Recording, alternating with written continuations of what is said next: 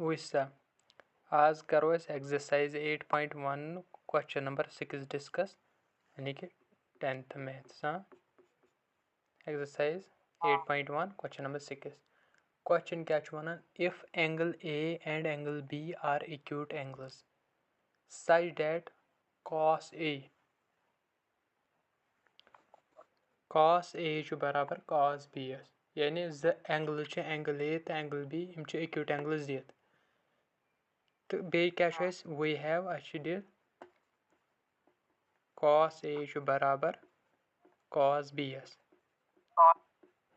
आव समझ अम पत क्या वनान then show that angle A equal to B यानी प्रूव कर टू प्रूव कर प्रूव क्या एंगल A गस बराबर एंगल B आव समझ गोडनेथै अस क्या दित एंगल्स एंगल्स कत पे बनाओ गो ट्रायंगल निमो कंसिडर करो अम वोनमुत क्या मगर अस ना तमें पे एंगल उस क्या करो सोल्यूशन कित करो अमुक डिस्कस उस लिखो लेट गोडनेथै पे कंसिडर कर लेट ट्रायंगल ABC इत कन अम ब्रोट निवान ये नी ट्रायंगल ABC निश ये नी ये निवान बह ट्रायंगल ABC राइट नी क्या वनकस राइट नी क्या क्या दशवे एक्यूट एंगल्स वो कित ध्यान थ ये नी मे ट्रायंगल ठीक है ए थम ये नाव ये बी सी ट्रायंगल ABC ठीक यम जन एंगल A तो एंगल B यम क्या एक्यूट एंगल्स गए लेस देन 90 आव समझ लेस देन 90 डिग्री एंगल्स यम एंगल्स तम वन एक्यूट एंगल्स वन मे यह ट्रायंगल लेट ट्रायंगल ABC कर मे कंसिडर यथ मज मे क्या मानान एंगल A तो एंगल B क्या और एक्यूट एंगल्स और एक्यूट एंगल्स आव समझ वन करो अम पे कंस्ट्रक्शन कंस्ट्रक्शन कर करो यम पे त्रो लाइन यानी कि परपेंडिकुलर इत मीडियन ते वन मीडियन गो इस दोन यथ साइडस कर जिस बराबर इक्वल योर यह पार्ट गए सह बन योर क्या थ्रो परपेंडिकुलर गो ये ड्रा यथ थो यथ पॉइंटस नाव सपोज M आव समझ ये बनी ना वन बनी ना ज राइट ट्रायंगल्स अस करो कॉन्सेप्ट वन यूज ट्रिग्नोमेट्री तथ मे कर सोरे कत पे राइट ट्रायंगल पे तवे नी ये मे त्रो मे लाइन अम पॉइंट पे अपोजिट साइडस पे ये जन मे अम कि वजह से बने ज राइट ट्रायंगल्स अख बने AMC ब्या बने BMC बनिया बस प्रोसीजर थवन याद स्टेप थवन याद क्या कोर अम पे क्या कोर मे ड्रा ये वन लिख बह ती ड्रा CM कोर मे परपेंडिकुलर यह गो परपेंडिकुलर कत कत त्रोम परपेंडिकुलर ABS टू AB आव समझ अम पत CM त्रो मे परपेंडिकुलर ABS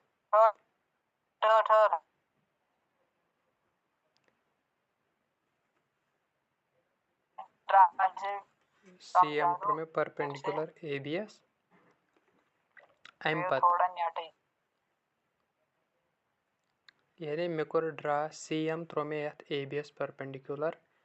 त्रो मे नाव वन वो बनी ना ज right triangles in triangle AMC now in triangle right triangle ये AMC राइट ट्रायंगल AMC अथ मज गोस बह right triangle AMC cos A अगर बह कड़ cos A शाबाश तो वन मे cos A कत नेर बराबर इस ट्रायंगल AMC में cos A किसके बराबर आएगा ये जो ये ट्रायंगल है ना AMC वुच सा मे क्या वोन यथ मज करो यथ ट्रायंगल मज AMC यस मज cos A कत आसान बराबर cos A छ आसान बराबर base by hypotenuse बेस वुच यथ मज AM छना यथ मज AM divide by hypotenuse go longest side सह AC यह परपेंडिकुलर कस MC यह बेस यह बनो हाइपोटेन्यूज यानी कि बेस बाय AC क्या बेस बाय हाइपोटेन्यूज आवा समझ यह थो बह इक्वेशन फर्स्ट नाव अम पत गो इथे कन अगेन इन क्या वनो आल्सो इन ट्रायंगल इथे कन गो ए न क्या BMC यस मज सॉरी BMC या ट्रायंगल मज अत कड़ो cos B क्या अत नेर BM सह नेर BM by BC शाबाश यह थो बह नाव सेकंड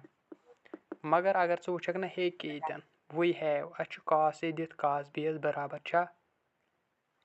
तेल आसन यम ज त पान वन बराबर मतलब ये cos A बराबर cos B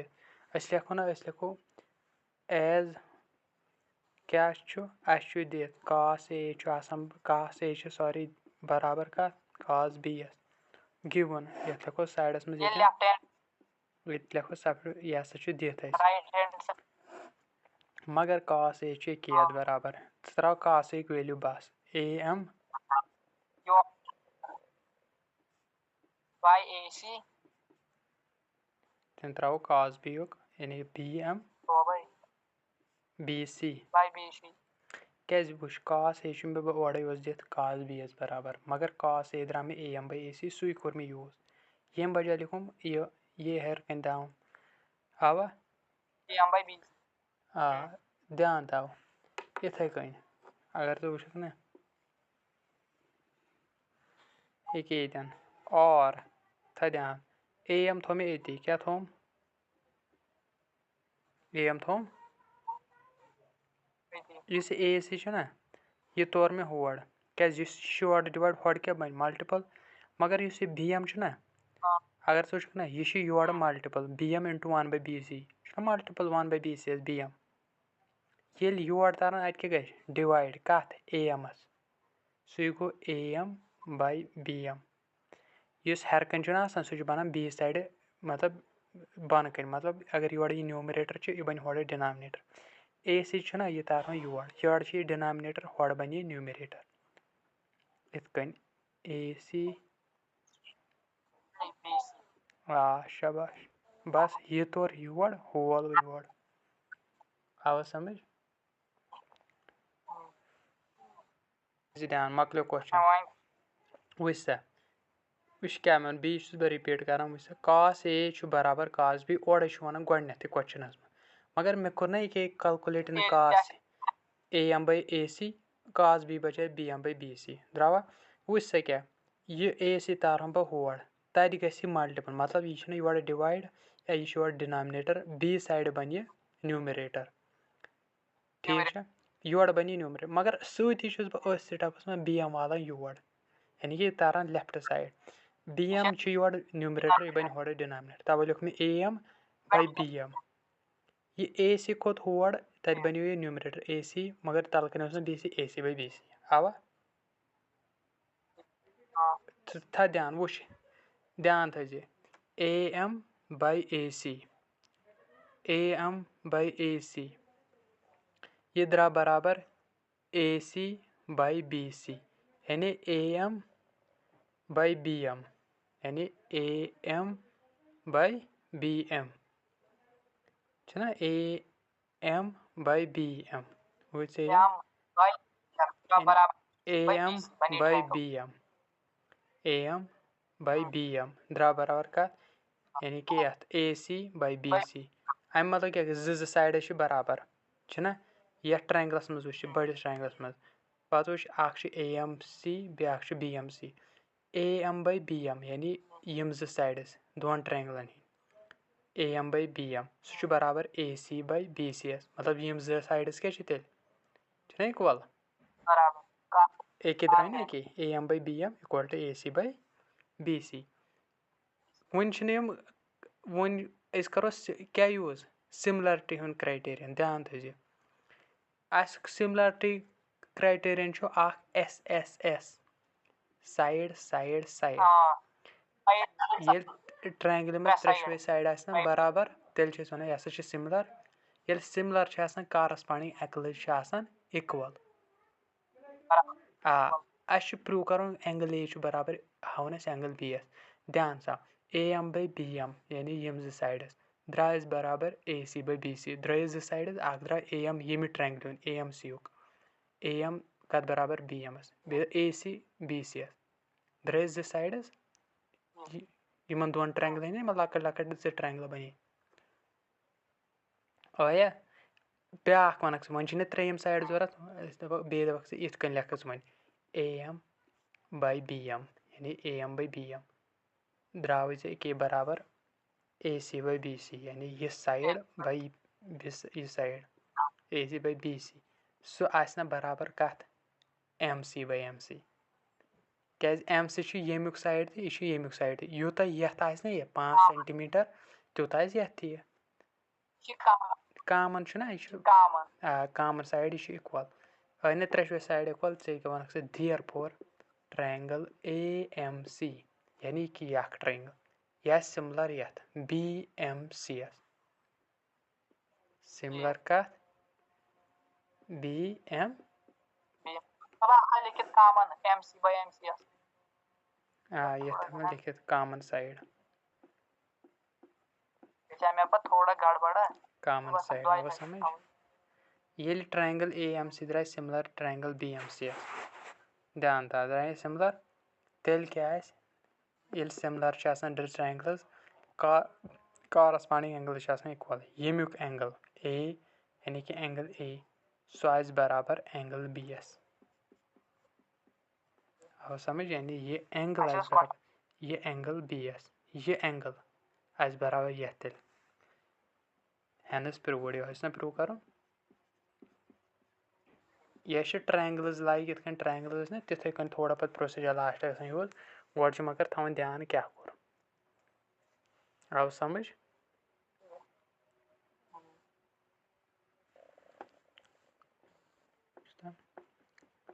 exercise 8.1 question number 7 क्या one if cot theta equal to 7/8 यानी गणित लिखो सॉल्यूशन अच्छ cot theta दियत कत 7/8 कामा वन तुम करो सा इवालवेट क्या करो सा गु part 1 + sin theta into 1 - sin theta divided by 1 + cos theta into 1 - cos theta यह कर फाइंड इवालवेट करो यानी कि छाड़ो आव समझ इवालवेट को फाइंड करो आव समझ वैसा cot theta 7/8 मगर ऐसे पाई ऐसे में गणित निमो ट्रायंगल ओके इधन था ध्यान राइट ट्रायंगल निमन बा B था वो 9 A B C तुम्हें C है ABC अब समझ BS पे निमन 90 डिग्री एंगल ये मज निमन बा cot थीटा निमन बा ये एंगल मोन में थीटा सपोज यानी एंगल है ये बराबर थीटा थीटा 10 मिनट्स के बाद मीटिंग ख़त्म हो जाएगी वार्निंग मिल गई है देखो कॉट थीटा आप कोशिश करेंगे ये कंटिन्यू करेंगे ये मतलब ये कंप्लीट करेंगे कॉट थीटा बराबर तमान कत tan रेसिप्रोकल बेस बाय शाबाश अम मतलब गो कॉट थीटा यह जन 7/8 सुनेर बराबर ये बेस तवन बेस AB को 7 हाइपोटेन्यूज AC को 8 AB by AC शाबाश उल्टा किया आपने tan چھُ آسان perpendicular by base cot क्या बने तमिक उल्ट base by perpendicular रिवाइज क्यों नहीं किया E1 में ना base आपने तो ये AC का BC मैंने हाइपोटेन्यूज कंसीडर किया हाँ वो ठीक है फार्मूला ठीक है लेकिन यहाँ भी ध्यान रखो परपेंडिकुलर BC है ठीक दिस सिंपलाइज अमुक मतलब गो AB by BC ध्यान था बस फोकस सान AB by BC द्रा 7/8 इक्वल टू K कमी आवन हर तिम ब K बन तिम ब K K गैस ना कैंसल सो ये मतलब गो AB near 7K BC near by 8K 8K अब समझ वन ये AB द्राव 7K लिख मे K तम कोर मे मेंशन BC मन सहल तथा 8K वन कड़न की हाइपोटेन्यूज H by PGT शाबाश Pythagoras theorem by PGT hypotenuse in triangle ABC क्या हाइपोटेन्यूज स्क्वायर यानी AC square equal to base square AB square plus perpendicular square BC square हाँ AC स्क्वायर कड़न AB 7K का whole square यानी यह 7 square K plus BC 8K का whole square अब समझ अम पद वो ध्यान AC square 7 square K 7 square 49 K गए स्क्वायर K स्क्वायर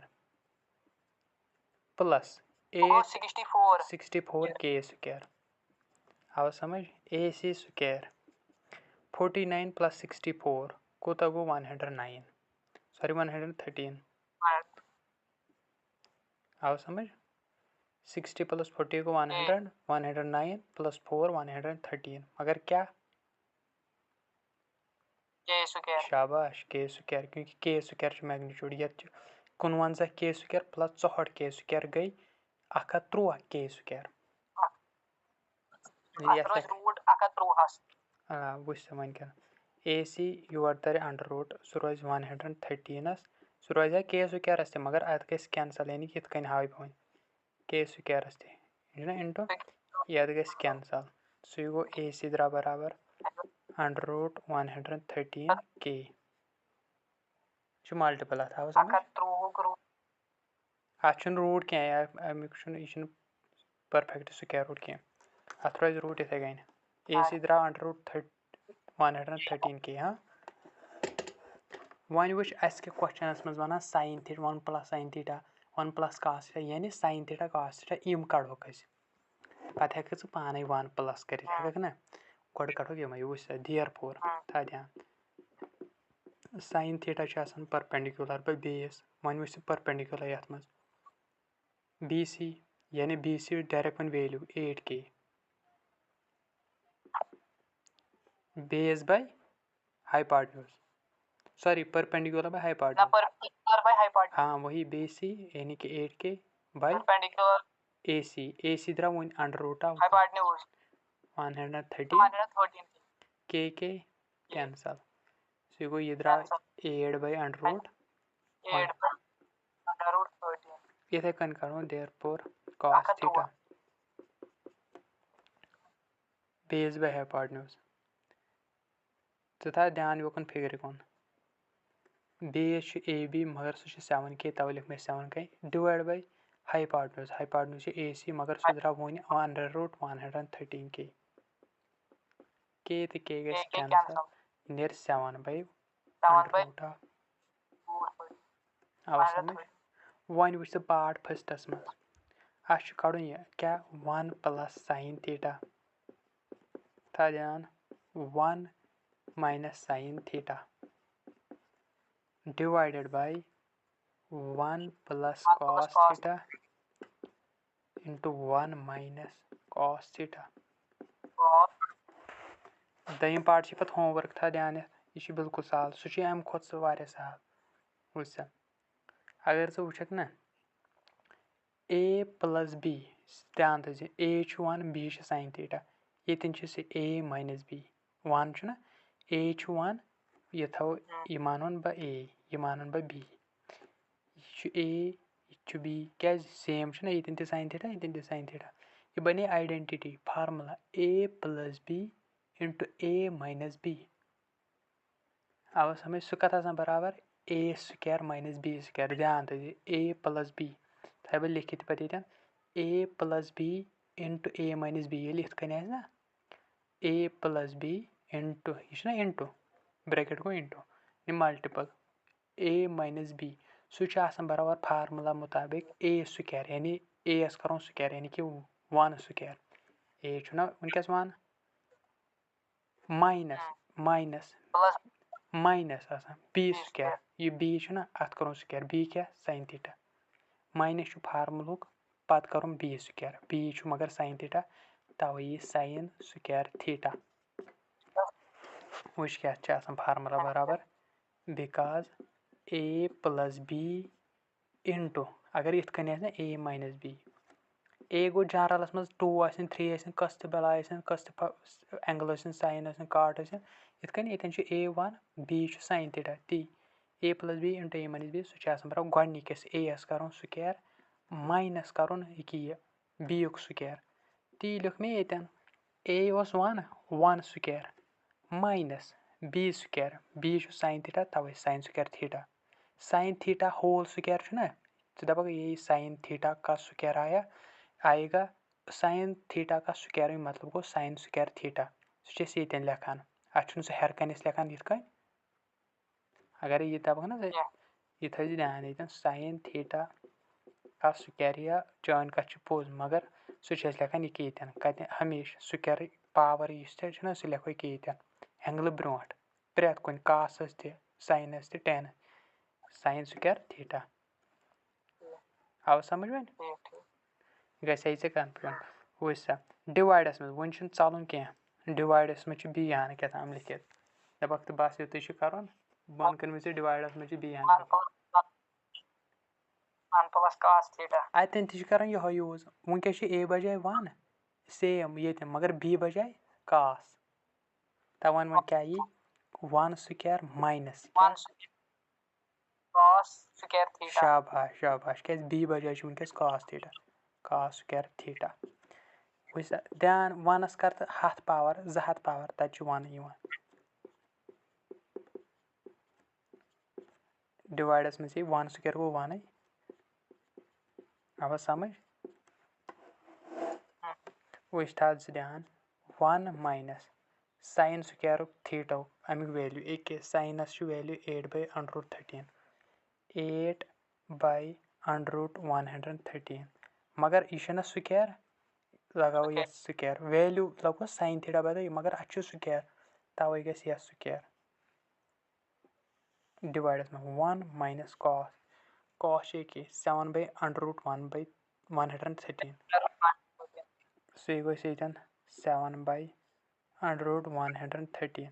स्क्वायर क्या लगोस क्या cos² थीटा cos थीटा 7/√113 तवे लगोस क्या cos स्क्वायर यह गस पे होल स्क्वायर अथ वैल्यू अब समझ वन यह कर सिंप्लीफाई तुल स्क्रीन शॉट वुच द्रायो वुचक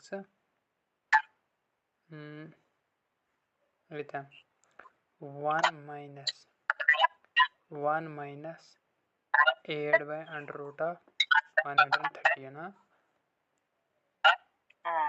का होल स्क्वायर डिवाइडस में द्रायो 1 माइनस 7/√113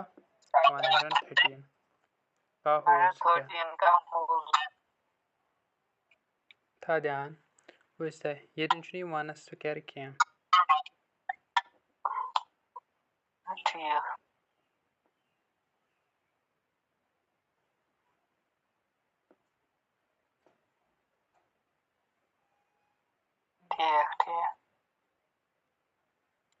सेकंड वैसा वन बस सिंप्लीफाई कर बस इक्वल्स टू 1 माइनस यह 8 ध्यान A/B यम सत ना a by b का होल स्क्वायर यह स्क्वायर यथ बन यानी यह गस 8 स्क्वायर बनमिस 8 स्क्वायर कत 64 यथ स्क्वायर मगर अत गस स्क्वायर तो रूट कैंसल तवे यह 113 इथे कन वो डिवाइडस मज यह युत कर तो बस डिवाइड गसान मुश्किल इसलिए गई ध्यान थोन डिवाइडस मज 1 माइनस यह गस स्क्वायर 7 7 स्क्वायर 49 बे गस अत के आंसर 100 आव समझ वो सा वन गस क्रिस क्रॉस पाँच ये क्या 1 माइनस 64 यथ गस 113 वन माइनस गस योर मे कहें मतलब गो 1 डिवाइड तथ गई 64 सो गो 113 into 1 113 minus 64 ठीक divide by 113 board divide use के ऑलरेडी कोस युस ना ऑलरेडी डिवाइड वुश यह दप अस लोक अक डिवाइड यह बनो यमुक वन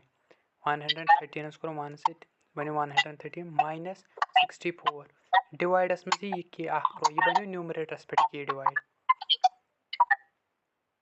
आव समझ ये रोज 113 रोज डिनोमिनेटर में अति वन बन कन यह पन यह सान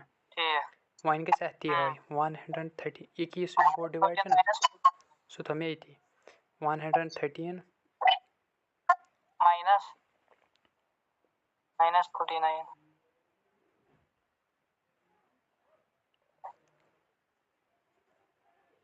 49 divided by 113 आवा था ध्यान होने कौन वैसा अका 53 वालो 64 वालो 4 तो 9 ये कस बचे वन 10 बचे ना ये मजूर बड़ा 10 वालो 6 तो 4 आवा 49 बचे हेर मगर डिवाइडस में 113 ये मुक न्यूमरेटर यूस बोर्ड छना अमिक आंसर आवे पद लिख कि इक्वल टू ध्यान गस थवन कन्फ्यूजन गस तेल इस ऑलरेडी बोर्ड डिवाइड ना मतलब न्यूमरेटर कि मजिम लाइन यह गस हमेशा थवन इक्वल्टस नश अम समझ असल पे यानी अम हेर रीजन सह न्यूमरेटर पार्ट अम बोन रीजन सह डिनोमिनेटर तवे थमे ये ऑलरेडी बोर्ड डिवाइड यानी कि न्यूमरेटर बाय डिनोमिनेटर वन बन ये बी ये बन 64 113 करो माइनस 49 तथी 64 डिवाइडस में 113 आवा समझ मैंने बिल्कुल सहल न्यूमरेटर पार्ट यथ कर मे माइनस ये तथ 49 डिवाइडस में पान 113 मगर यह रोज न्यूमरेटरस में डिनोमिनेटरस में ये अमुक पार्ट 64 डिवाइड बाय 113 आवा वो सम पत ये मे अवे वन वन यह साल्व कर यम साथ इत कन ना हेर तह बोर्ड अके numerator by denominator numerator denominator मगर ध्यान गस थवन यम साथ हेर तह न्यूमरेटरस में fraction type A by B बन फ्रैक्शन टाइप अगर यह साल्व कर लेखान हेरिम इथे कन न्यूमरेटर यानी 49 डिवाइडेड बाय 113 लिखा पत कि मल्टीपल लेखान यमुक उल्टो पे याद 113 by 64 याद पे अच रूल यह फ्रैक्शनस यम साथ हेर तह फ्रैक्शन बन यानी A by B whole divide by C by D या अगर साल्व ए बाय बी रोजान इथे कन मल्टीपल पे ग डी बाय सी उल्ट गसान समझ ती वन गस ये गस कैंसल अख हेर कन ब्याक बन गई आंसर क्या तेल 49 by 64 मकलेवा वन कर क्वेश्चन नंबर पार्ट दयम पाने तक के कारण यथे लिखित कॉट स्क्वायर थीटा के साइन गई होमवर्क से तक के कारण मतलब कि हेड थोड़ा वश यो छ ना अगर से प्रैक्टिस करा लगी से सेकंड वो कोता बोर्ड छ वो कोता बोर्ड छ cot थीटा तेजी करूँ cot square theta cot theta अगर तुझ ऐसे ये ट्रायंगल ABC नहीं है ना एक कन ये में ABC अगर से ध्यान ऐसे ये कोता ड्राइव है ये AB ड्राइव हरे 8 की ये ड्राइव 7 के ये ड्राइव 8 के ये ड्राइव पर 113 ड्राइव पर 113 के अंडर वैसा cot थीटा छे से पाई का छ बराबर इस लिखो cot थीटा अच्छु करो मगर cot स्क्वायर cot थीटा छ बराबर बेस मगर तब बेस विच बेस 7 के बाय 8 के कैंसल 7 by 8